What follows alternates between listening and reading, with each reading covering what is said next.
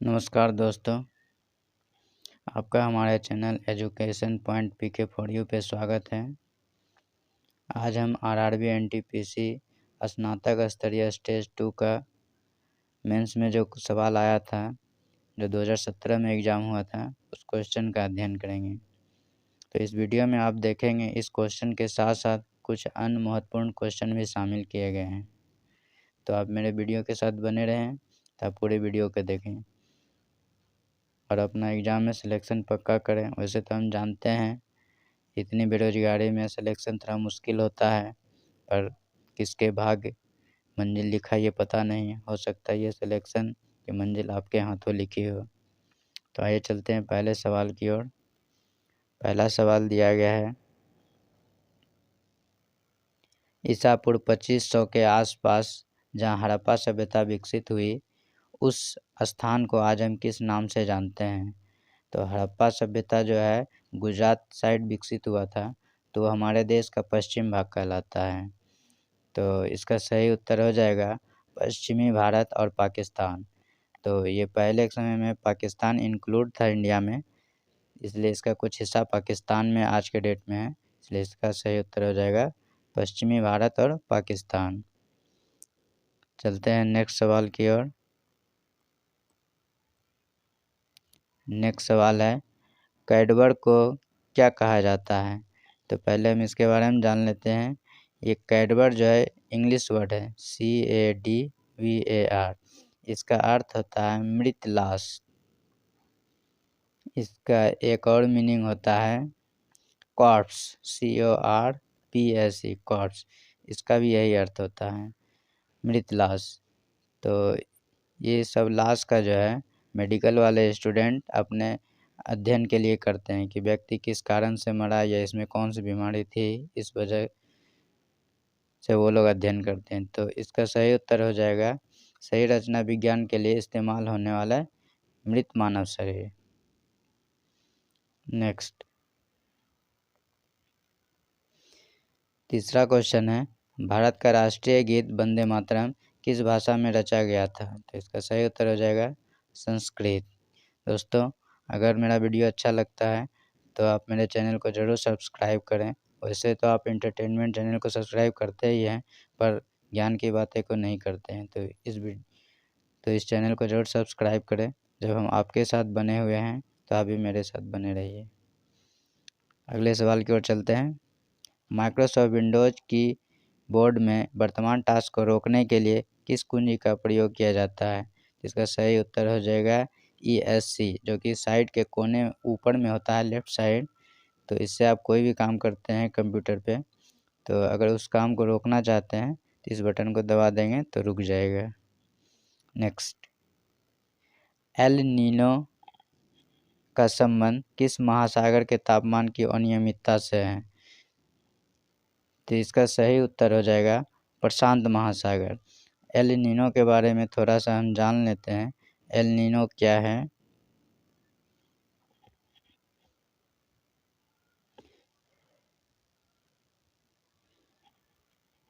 El Nino के कारण जो होता है टेम्परेचर बढ़ जाता है। टेम्परेचर बढ़ जाता है जिसके कारण भारी वर्षा होती है।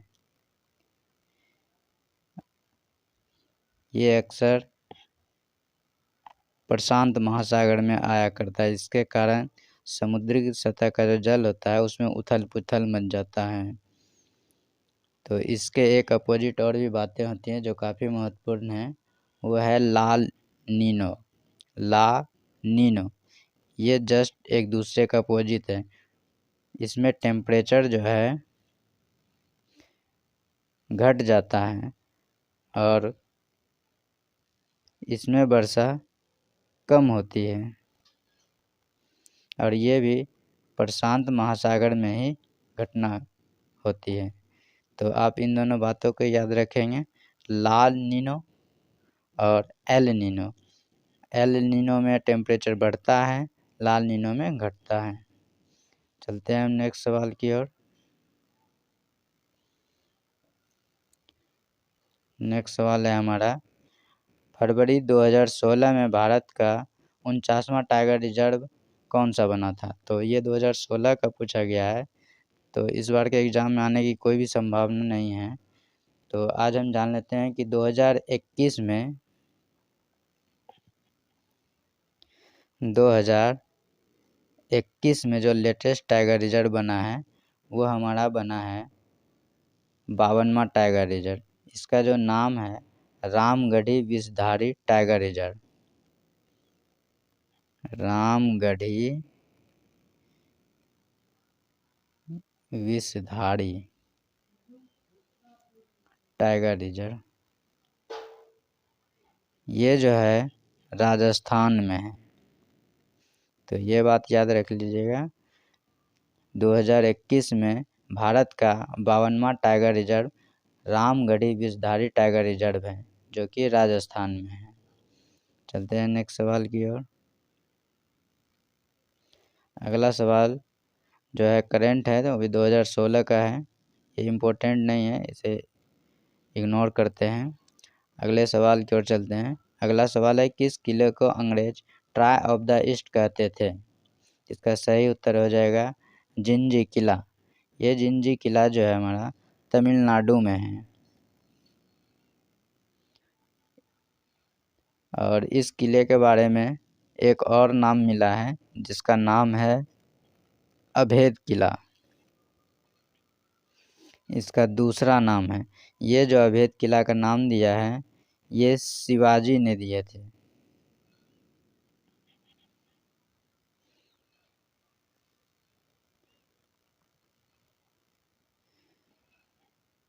चलते हैं नेक्स्ट सवाल की ओर।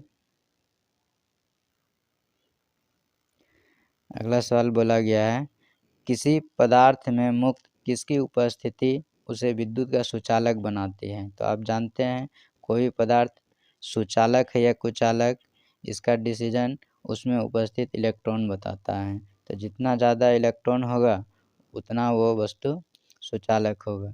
चांदी सबसे ज़्यादा सुचालक इस वजह से है क्योंकि उसमें मुक्त इलेक्ट्रॉन की संख्या काफ़ी मात्रा में है। तो यह इसका सही उत्तर हो जाएगा इलेक्ट्रॉन। जिस वस्तु में कम इलेक्ट्रॉन होते हैं वो कुचालक कहलाते हैं। जैसे शीशा में इलेक्ट्रॉन होता ही नहीं है, इसलिए इसमें विद्युत धारा प्रवाहित नहीं होती है। चलते हैं नेक्स्ट सवाल की ओर। अगला सवाल है, कंप्यूटिंग के संदर्भ में एप्लेट क्या है? तो एप्लेट जो है एक एप्लीकेशन है। इसका सही उत्तर हो जाएगा एक जावा एप्लीकेशन है। नेक्स्ट, स्वतंत्रता सेनानी भगत सिंह, राजगुरु और सुखदेव को किसकी हत्या के लिए फांसी की सज़ा दी गई थी? तो इसका सही उत्तर हो जाएगा सैंडर्स, जो कि 1931 में दी गई थी फांसी की सज़ा। इसका सही उत्तर हो जाएगा सैंडर्स की हत्या के कारण इसे सज़ा मिली थी। नेक्स्ट सवाल, इसरो की वाणिज्यिक और विपणन शाखा क्या है? इसका सही उत्तर हो जाएगा एंट्रिक्स कॉर्पोरेशन लिमिटेड। नेक्स्ट सवाल, सिंधु घाटी सभ्यता कैसी सभ्यता थी? यह आसान सवाल है, इसका सही उत्तर हो जाएगा कांस्ययुगीन सभ्यता। नेक्स्ट सवाल, मणिकर्णिका किस स्वतंत्रता सेनानी का मूल नाम था? इसका सही उत्तर हो जाएगा रानी लक्ष्मीबाई। नेक्स्ट, ये 2016 का करंट है, तो ये इग्नोर करते हैं, इम्पोर्टेंट क्वेश्चन नहीं है। अगला सवाल जो कि महत्वपूर्ण है, बोला गया है यूनेस्को का विश्व विरासत स्थल रानी की वाव स्थित है। ये रानी की वाव जो है गुजरात में स्थित है।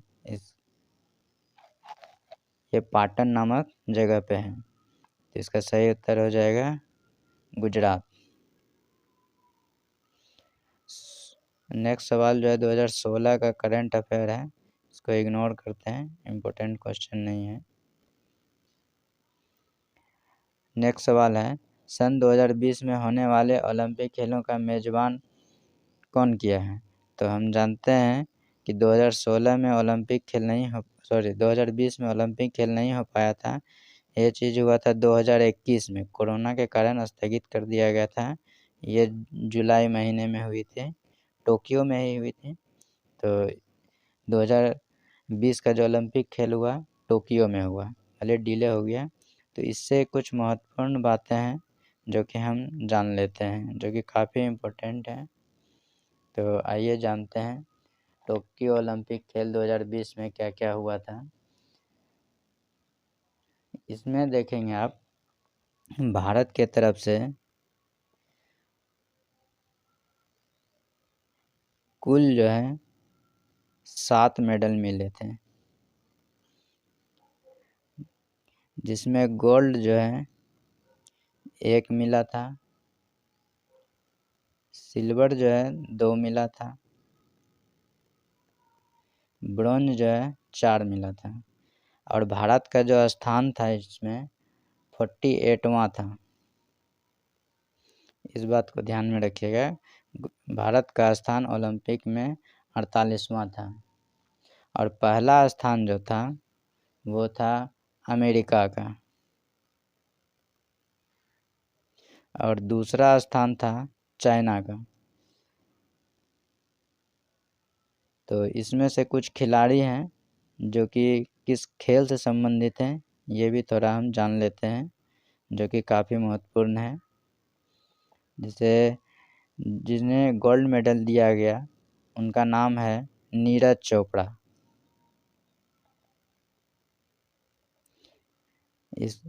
ये जो है जेवलिन थ्रो के खिलाड़ी हैं। और इसमें से एक नया खिलाड़ी हैं रवि दहिया, जिसको कि सिल्वर मेडल मिला था, वो कुश्ती से हैं। रवि दहिया कुश्ती से, इसको मिला था सिल्वर मेडल। नीरज चोपड़ा को मिला था गोल्ड मेडल। और एक और हैं जिसका नाम है लवलीना बोरगोहेन। लवलीना बोरगोहेन, ये जो है खिलाड़ी बॉक्सिंग से संबंधित है। इसको जो है ब्रॉन्ज मेडल मिला था। ठीक है। और इसमें एक और महत्वपूर्ण बात, ब्रॉन्ज में 4 मेडल मिले थे, जिसमें कि एक लवलीना बोरगोहेन को भी मिला था, और बजरंग पुनिया को मिला था, और पीवी सिंधु को मिला था। इसके साथ ही भारतीय पुरुष हॉकी टीम को मिला था। ये जो पुरुष हॉकी टीम है ये 41 साल बाद 41 ईयर बाद जीता है।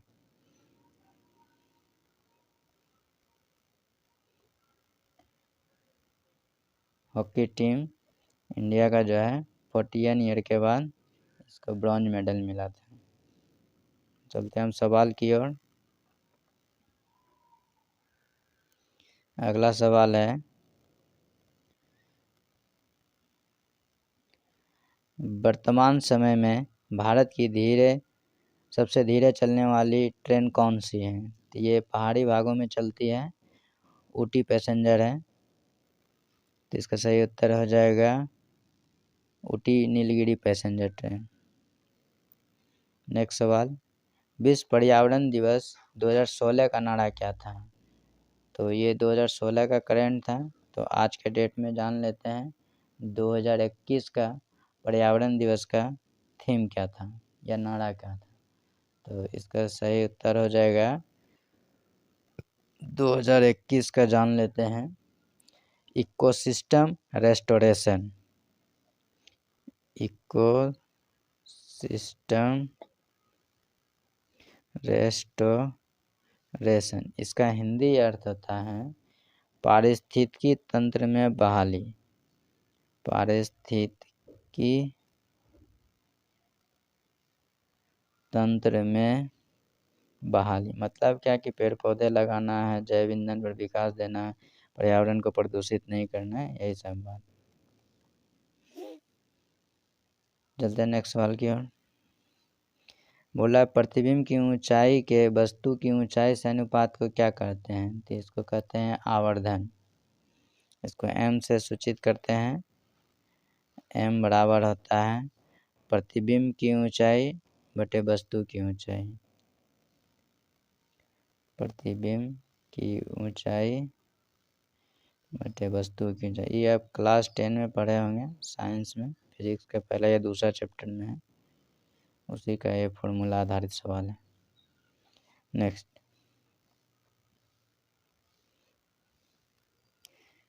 ये करंट है 2014-15 का, तो इसको छोड़ देते हैं। नेक्स्ट क्वेश्चन देखते हैं।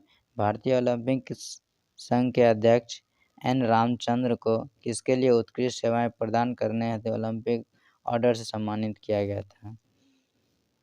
तो इसका सही उत्तर हो जाएगा ओलंपिक खेल। नेक्स्ट सवाल, किसी स्थान पर बड़े भूकंप आने की संभावना की भविष्यवाणी करने के लिए भूकंप विज्ञानी किसको आधार नहीं मानते हैं? इसका सही उत्तर हो जाएगा ग्रहों की स्थिति। ग्रह का स्थिति से भूकंप का पता नहीं चलता है, इसलिए वैज्ञानिक इसको वैल्यू नहीं देते हैं। नेक्स्ट सवाल है, VLSI का पूरा नाम क्या है? पहले ये जान लेते हैं ये होता क्या है। कंप्यूटर में पहले छोटा छोटा पार्ट अलग अलग भागों में होता है, जिसके कारण कंप्यूटर बड़ा हो जाता था, तो उन चीज़ों को अब छोटे से सर्किट में इंक्लूड कर दिया गया है। पहले उसको कहते थे IC इंटीग्रेटेड सर्किट, ढेर सारा, अब कहने लगे हैं उसको VLSI, मतलब वेरी लार्ज स्केल इंटीग्रेशन, मतलब बहुत सारे सर्किटें को एक ही IC में इंक्लूड कर दिया गया है। इसका सही उत्तर हो जाएगा हमारा very large scale integration full form. चलते हैं नेक्स्ट सवाल की ओर। दोस्तों, अगर हमारा वीडियो अच्छा लगता है तो आप ज़रूर मेरे चैनल को सब्सक्राइब करें, क्योंकि मेरे वीडियो पर कोई ऐड वगैरह नहीं आती है, तो आपको ये लगता होगा कि इससे इनकम होता है। इससे कुछ भी इनकम नहीं होता है, बस हम चाहते हैं कि आपका सिलेक्शन हो, मेरा सिलेक्शन हो, सभी मिल बांट के खुशियाँ बांटें। नेक्स्ट सवाल है, नीता अंबानी किससे व्यक्तिगत सदस्य के रूप में जुड़ने वाली पहली भारतीय महिला बनी है? तो इसका सही उत्तर हो जाएगा अंतर्राष्ट्रीय ओलंपिक समिति। ये इम्पोर्टेंट क्वेश्चन है, इसको याद रख लीजिएगा। नेक्स्ट सवाल है, समुद्री गोंडवाना जीवाश्म पार्क कहाँ स्थित है? इसका सही उत्तर है छत्तीसगढ़। इसमें से एक चीज़ और आता है गोंडवाना, उसमें सवाल इस टाइप से रहता है, गोंडवाना कोयला क्षेत्र, अगर कोयला का चर्चा होगा तो इसका सही उत्तर हो जाएगा MP मध्य प्रदेश। कि गोंडवाना कोयला क्षेत्र कहाँ है, तो वो हो जाएगा हमारा मध्य प्रदेश। अगर समुद्री गोंडवाना जीवाश्म पार्क पूछें तो इसका सही उत्तर हो जाएगा छत्तीसगढ़। नेक्स्ट, किस झील के विकसित होने का संभावित कारण क्रीटेशियस युग की डेक्कन बेसाल्ट चट्टानों पर एक बड़ी उल्का से टक्कर होना माना जाता है? इसको हम सीधा याद रखेंगे कि जब उल्का टकराया था तो वो कहाँ गिरा था, जिसके कारण एक झील का निर्माण हुआ। ये महाराष्ट्र में गिरा था, और उस झील का जो नाम था लोनार झील था। तो इसका सही उत्तर हो जाएगा लोनार, और ये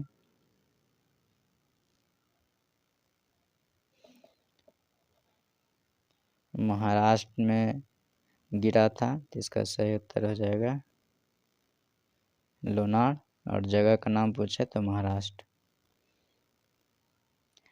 अगला सवाल पूछा गया, पाइथन क्या है?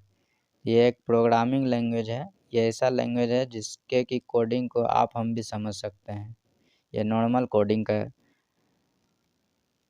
भाषा होता है। चलते हैं नेक्स्ट सवाल की ओर। लग गया है, भारत के संविधान के अनुसार उच्चतम न्यायालय के न्यायाधीशों की सेवानिवृत्ति की आयु क्या है? तो इसका सही उत्तर हो जाएगा 65 साल। यहाँ बोला गया उच्चतम न्यायालय, सुप्रीम कोर्ट, और हाई कोर्ट का भी पूछा जाए तो उसका भी न्यायालय का न्यायाधीश का सेवानिवृत्त आयु 65 साल ही है। तो अब दोनों का 65 साल कर दिया गया था, 2 साल पहले हाई कोर्ट के जजों का जो सेवानिवृत्त आयु थी वो 62 ईयर थी। तो अब 62 याद नहीं रखना है, कोई भी आए दोनों में 65 ही आंसर देना है। नेक्स्ट, भारतीय स्टेट बैंक ने SBI एक्सक्लूसिव का शुभारंभ किया है। यह एक कैसा उत्पाद है? तो इसका सही उत्तर हो जाएगा धन प्रबंधन। नेक्स्ट सवाल, फिजियोलॉजी या चिकित्सा के लिए 2016 का नोबेल पुरस्कार किसको दिया गया? इसका सही उत्तर हो जाएगा योसुनरी ओसुमी। तो ये 2016 में पूछा गया था, तो अब तो ये पूछा नहीं जाएगा, अब करंट का पूछा जाएगा। तो अभी करंट 2021 चल रहा है, तो इसके बारे में जानेंगे कि किसको मिला है।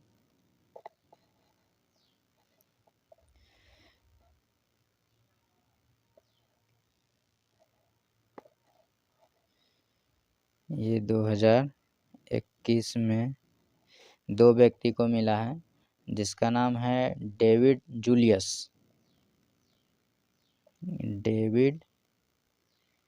जूलियस और दूसरा मिला है आर्डेम पेटापासियन।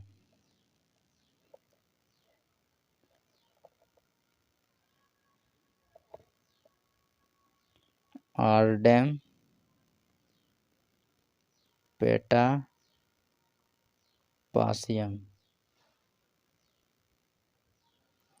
2 व्यक्ति को चिकित्सा का नोबेल पुरस्कार मिला है 2021 में। 3 बातों को याद रखें। इसको अगर ट्रिक से याद करें तो जूली यस बोलो पट जाओ, जूली यस बोलकर पट जाओ, इस तरह से आप याद रख सकते हैं। चलते हैं नेक्स्ट सवाल की ओर। भारतीय संघ की कार्यपालिका का संवैधानिक प्रमुख कौन होता है? इसका सही उत्तर हो जाएगा राष्ट्रपति। अब ये वीडियो लास्ट हो चुका है। ये NTPC का तीसरा सेट था, जो कि 17/1/2017 को पूछा गया था। अब हम आएंगे अगले वीडियो के साथ अगले सेट में। तो आपसे विदा लेते हैं, धन्यवाद।